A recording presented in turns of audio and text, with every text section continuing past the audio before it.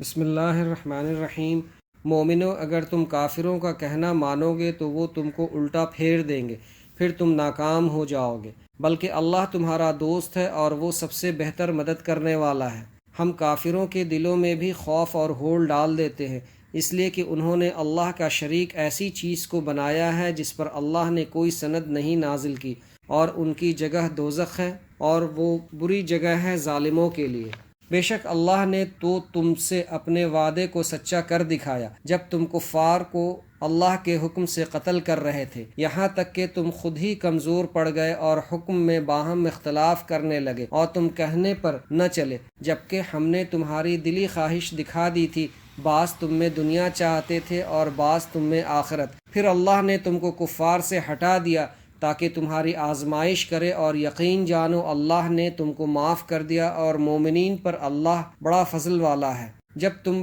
بڑھے چلے جاتے تھے اور کسی کو مڑ کر بھی نہ دیکھتے تھے اور رسول تمہارے پیچھے سے تم کو آواز دے رہے تھے، سو اللہ تعالیٰ نے اس پاداش میں تم کو غم دیا تاکہ مغموم نہ ہو اس چیز پر جو تمہارے ہاتھ سے نکل گئی، اور نہ اس مصیبت کے آنے پر، اور اللہ تو تمہارے سارے کاموں کی خبر رکھتا ہے۔ پھر اس غم کے بعد اللہ نے تم کو چین بخشا، یعنی اونگ تم میں سے ایک جماعت پر چھائی ہوئی تھی اور ایک جماعت کو اپنی جان ہی کی فکر پڑ رہی تھی۔ وہ خلاف واقعہ اللہ کے ساتھ بدگمانیاں کر رہے تھے، جو محض حماقت ہی کا خیال تھا۔ وہ یہ کہہ رہے تھے کہ کیا ہمارا کوئی اختیار چلتا ہے؟ کہہ دو کہ اختیار تو سب اللہ ہی کا ہے، وہ اپنے دلوں میں ایسی بات پوشیدہ رکھتے ہیں جس کو وہ آپ کے سامنے ظاہر نہیں کرتے۔ کہتے ہیں کہ اگر ہمارا اختیار ہوتا تو ہم یہاں مقتول نہ ہوتے۔ کہہ دو اگر تم اپنے گھروں میں بھی ہوتے تو جن کے مقدر میں قتل لکھا ہے